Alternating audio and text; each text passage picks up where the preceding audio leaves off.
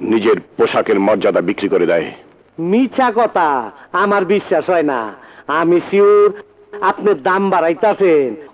কোন কত দিমু, নইলে যাবিন চইলাইলে আমার বাপে দিব আন্ডা। বেলা 3টার পর জামিনের অর্ডার ইস্যু হয় না। আরে যাবিন, আমাদের জন্য কোনো টাইমের ব্যাপার না। আমার আব্বা ঠিকই নিয়ে আইবো। আমি মেড ইন জিঞ্জিরা, কাম করি উড়া ধুরা। ওসি সাহেব, এই যে কোর্টের বেল অর্ডার, আমার ছেলে জুয়েলকে ছেড়ে দিন। হোয়াট? অবাক হচ্ছেন কেন? আপনি এই থানায় নতুন নাকি? তা না হলে আমার ছেলে জুয়েলকে আপনি কি করে গ্রেফতার করেছেন? আপনার সাহসের তারিফ করতে হয়।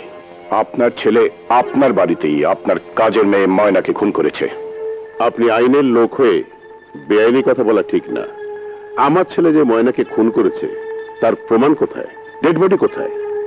যে কেউ একজন এসে বলল আমি কাউকে খুন করেছি, তাতে কি আপনি আমাকেও গ্রেফতার করবেন? ডেড বডি খুঁজতে আমি দারোগা সাহেবকে পাঠিয়েছি। স্যার, এই যে দারোগা সাহেব, কোনো ডেড বডি পেলেন? না স্যার, ওই বাড়িতে কোনো ডেড বডি নেই, আর খুন হওয়ার কোনো আলামতও নেই sir. Okay, you go. Sir, আরে আমার ছেলের কষ্ট হচ্ছে, ওকে ছেড়ে দিন। সেন্ট্রি, ওকে ছেড়ে দাও। ওসি সাহেব, আই এম শিওর আপনার লস হলো। আগে কইলে লাখ পাঁচেক দিবার পারতাম, এখন এক পয়সা পাইলেন না। চলি, খোদা হাফেজ। চলো বাবা।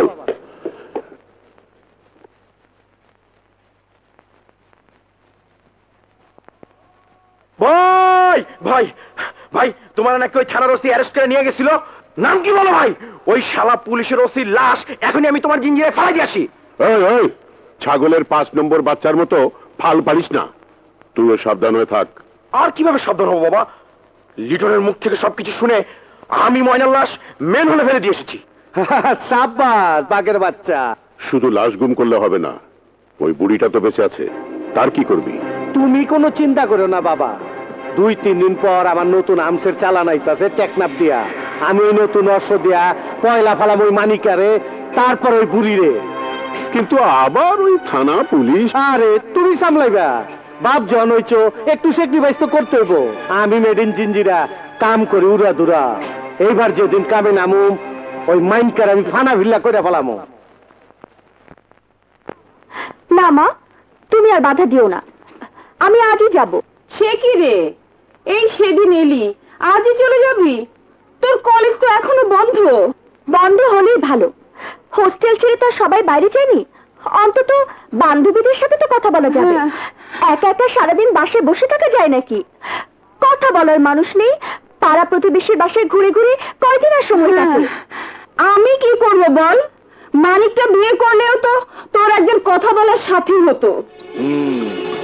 তোমার ছেলে সেই খেয়াল থাকলে তো। কি বলছিস? আমার কি খেয়াল থাকে না? কেন, নিজে কিছু বোঝো না? বিয়ের সাথে কবে করবে? একা একা ঘরে সারাদিন বসে থাকা যায় নাকি? কথা বলার সাথী নেই, কাজ করার সাথী নেই। নোনো ভাইয়া, মানুষ এভাবে বাঁচতে পারে না। তার মানে তোর কথা বলার সাথীর জন্য আমাকে বিয়ে করতে হবে? মারবার ঠাকুর। কেন থাপ্পড় মারবে কেন? মানুষ তো বিয়ে শাদী করে না। করে করে করে, কিন্তু আমার মতো রিক্সাওয়ালার কাছে কে মেয়ে দিলে শুনি? কেন, দেশের সব রিক্সাওয়ালাকে বিয়ে না করে আছে? তা নয়, কিন্তু মা, তোর মেয়ে বিয়ে শাদী ঠিক না করে। মা, আমার বিয়ে নিয়ে তোমাকে পরে ভাবলেও চলবে। কাল থেকে ভাইয়ার জন্য মেয়ে দেখা শুরু করো। তোদের যা ইচ্ছে তোরা তাই কর, আমি এসবের মধ্যে নেই। মা, আমি চললাম। বলো তো মা, ভাইয়ার জন্য তোমার কেমন মেয়ে চাই? যেমনটি আল্লাহ আমার মানিকের কপালে রেখেছেন তেমন।